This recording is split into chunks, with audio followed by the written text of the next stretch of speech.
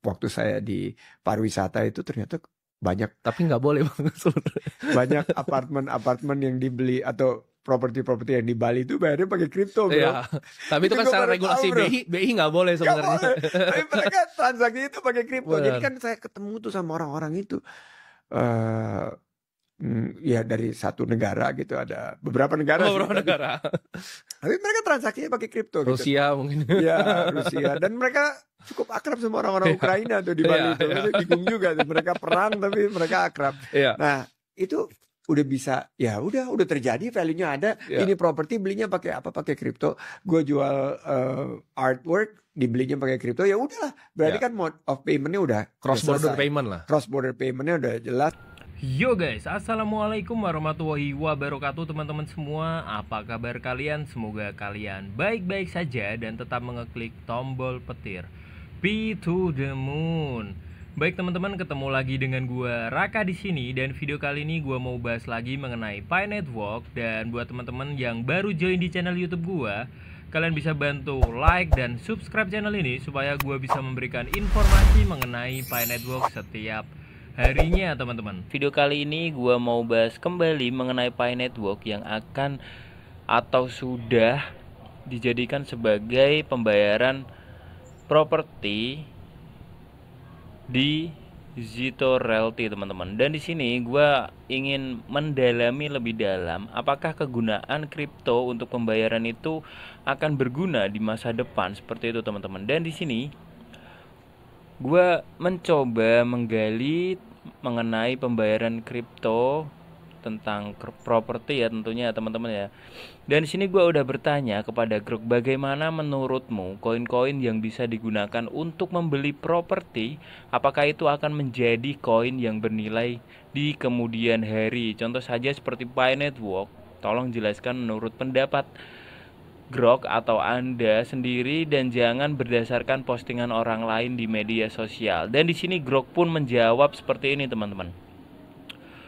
Untuk menjawab pertanyaan Anda mengenai koin kripto yang bisa digunakan untuk membeli properti dan potensi nilai masa depannya termasuk seperti Pi Network, saya akan memberikan analisis berdasarkan pemahaman saya tentang pasar kripto tanpa mengacu pada postingan media sosial. Oke, yang pertama itu adalah koin kripto untuk membeli properti, konsep dan kemungkinan teman-teman. Dan di sini kripto sebagai alat pembayaran untuk properti bukanlah hal baru, tetapi masih terbatas di banyak wilayah karena regulasinya ya teman-teman ya. Volatilitas harga yang naik turun dan tidak menentu, dan penerimaan pasar. Beberapa koin yang saat ini sudah digunakan untuk transaksi properti, terutama di pasar internasional meliputi Bitcoin, Ethereum, stablecoin, dan koin khusus ya teman-teman ya. Dan untuk Digital Realty sendiri, sebenarnya udah pernah gua bahas untuk pembayaran menggunakan kripto di Zito Realty ya teman-teman ya. Dan Pi di situ di web resminya Zito Realty itu pun sendiri sudah dijelaskan bahwa Zito Realty itu menerima Pi sebagai alat pembayaran teman-teman. Dan ada beberapa koin lainnya seperti BTC, XRP dan Pi Coin teman-teman. Dan itu adalah sesuatu yang mungkin berguna atau bernilai di masa depan teman-teman, karena sudah bisa digunakan pembayaran di Yona Property teman-teman. Dan untuk koin khusus properti, proyek seperti Propi atau Realty menggunakan blockchain untuk memvalidasi pembelian properti baik secara langsung maupun melalui tokenisasi. Koin-koin ini memiliki keunggulan karena sudah memiliki ekosistem yang mapan, likuiditas yang tinggi, dan penerimaan yang lebih luas. Namun penggunaannya untuk properti masih bergantung pada regulasi, penerimaan vendor, stabilitas nilai. Oke, yang kedua, potensi koin kripto bernilai di masa depan. Untuk menilai apakah koin yang digunakan untuk properti akan bernilai di kemudian hari, kita perlu mempertimbangkan beberapa faktor ya. Yang pertama itu ada adopsi dan utilitas. Nah, ini teman-teman. Koin yang memiliki kasus penggunaan nyata seperti pembayaran properti dan diadopsi secara luas cenderung lebih bernilai. Misalnya Bitcoin dan Ethereum memiliki ekosistem besar dengan jutaan pengguna sehingga nilainya lebih stabil dibandingkan koin baru. Dan di sini Pi Network pun sendiri sudah memiliki jutaan ya teman-teman ya, jutaan pengguna, bahkan puluhan juta pengguna di berbagai wilayah atau di berbagai negara ya teman-teman ya. Ini adalah salah satu pembentukan adopsi dan utilitas nyata bagi Pi Network sendiri teman-teman, dan ini adalah hal yang positif untuk Pi Network. Dan kemudian ada teknologi dan inovasi. Koin dengan teknologi unggul seperti skalabilitas, keamanan, dan kontrak pintar memiliki peluang lebih besar untuk bertahan. Ethereum misalnya mendukung tokenisasi properti melalui NFT atau DeFi. Kemudian komunitas dan pengembangan. Proyek dengan komunitas aktif dan tim pengembang yang kredibel lebih mungkin berhasil.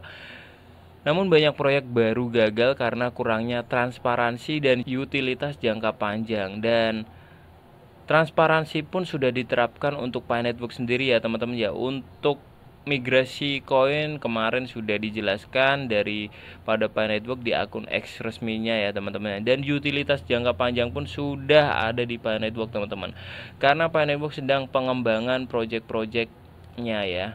Oke, untuk pasokan dan permintaan, koin dengan pasokan terbatas seperti Bitcoin atau mekanisme pembakaran token cenderung meningkat nilainya jika permintaan naik.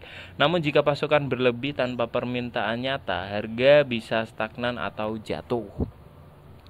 Dan untuk Pi Network sendiri ada pembakaran token ya teman-teman ya, bagi pionir-pionir yang mungkin kemarin tidak menyelesaikan KYC, nantinya koinnya akan dibakar teman-teman. Dan supply daripada Pi Network sendiri adalah 100 billion teman-teman. Core team 20% dan kemudian untuk 80%-nya untuk komunitasnya teman-teman. Dan di luar itu akan dibakar ya yang tidak mencukupi syarat daripada KYC kemarin teman-teman. Oke, next. Regulasi pasar. Kebijakan pemerintah terhadap kripto sangat mempengaruhi nilai. Negara yang mendukung kripto seperti El Salvador untuk Bitcoin dapat meningkatkan nilai koin tertentu. Walaupun dulu El Salvador sangat-sangat menolak Bitcoin, tetapi sekarang malah mengadopsi secara massal ya teman-teman ya. Luar biasa. Koin yang bisa digunakan untuk properti kemungkinan akan bernilai di masa depan jika memenuhi kriteria di atas, terutama jika properti menjadi kasus penggunaan utama. Namun ini bukan jaminan karena pasar kripto sangat spekulatif dan dipengaruhi oleh sentimen pasar. Oke, yang ketiga ada kasus Pi Network, potensi dan resiko. Nah, di sini jelaskan juga ya teman-teman ya, Pi Network adalah proyek kripto yang menarik perhatian karena pendekatannya yang ramah pengguna memungkinkan penambangan melalui ponsel tanpa konsumsi energi besar. Namun untuk menilai apakah Pi Network bisa menjadi koin yang digunakan untuk properti dan bernilai di masa depan, kita perlu menganalisisnya secara kritis. Dan di sini disebutkan juga untuk potensi Pi Network. Yang pertama itu ada aksesibilitas. Aksesibilitas Pi Network dirancang untuk inklusif, memungkinkan siapa saja dengan ponsel untuk menambang koin. Ini menciptakan basis pengguna besar dan sudah lebih dari 60 juta pengguna ya teman-teman ya, yang bisa mendorong adopsi jika ekosistemnya berkembang. Bayangin aja jika ekosistem atau 100 DEP itu dikeluarkan dan berjalan secara visi misinya Pi Network. Wah, ini luar biasa teman-teman Pi Network. Visi ekosistem Pi bertujuan membangun ekosistem transaksi peer-to-peer dan aplikasi terdesentralisasi. Jika berhasil, Pi bisa digunakan untuk pembayaran termasuk properti, terutama di pasar untuk mendukung kripto. Kemudian ramah lingkungan, berbeda dengan Bitcoin yang boros energi, Pi menggunakan model proof of stake yang lebih hemat energi dan menarik bagi investor yang peduli lingkungan. Komunitas kuat, basis pengguna yang besar menunjukkan minat tinggi yang bisa menjadi katalis untuk nilai masa depan jika dikelola dengan baik. Dan di sini pun disebutkan untuk resiko dan tantangan. Nah, belum terbukti ya teman-teman ya, untuk April 2025 ini Pi Network masih dalam tahap pengembangan dan koinnya pun belum diperdagangkan secara resmi. Oh, ini enggak nih. Di bursa seperti Binance dan Coinbase. Oh, mungkin maksudnya belum tersedia di exchange besar ya teman-teman ya. Harga yang beredar saat ini seperti IOU bersifat spekulatif dan tidak mencerminkan nilai pasar nyata. Dan untuk saat ini untuk harga Pi Network sendiri masih di kisaran $0,6 ya teman-teman ya. Oke, next, ketidakpastian ekosistem. Meskipun memiliki visi besar, Pi belum menunjukkan kasus penggunaan nyata yang kuat di dunia nyata tanpa dApps atau 100 dApp yang belum diluncurkan secara semuanya ya teman-teman ya. Merchant yang menerima Pi sulit untuk melihatnya digunakan untuk properti dalam waktu dekat. Walaupun memang untuk saat ini Zito Realty sudah menerima Pi Network. Oke, next, volatilitas pasca mainnet. Jika Pi meluncurkan open mainnet, harga awalnya bisa melonjak karena hype, tetapi juga berisiko jatuh tajam seperti yang terjadi pada beberapa proyek lain. Nah, ini sudah terjadi ya teman-teman ya, volatilitas. Nah, ini untuk harga awal Pi Network pun listing itu $3 dan sekarang turun sampai 0,6. Model bisnis kontroversial, sistem referral Pi Network yang mendorong pengguna untuk mengajak orang lain telah dikritik karena menyerupai skema piramida. Ini sudah diperbincangkan lama ya teman-teman ya. Tapi ini adalah sistem yang cukup lumayan baik karena kita saling menambang ya, bukan perkara referral atau apapun ya.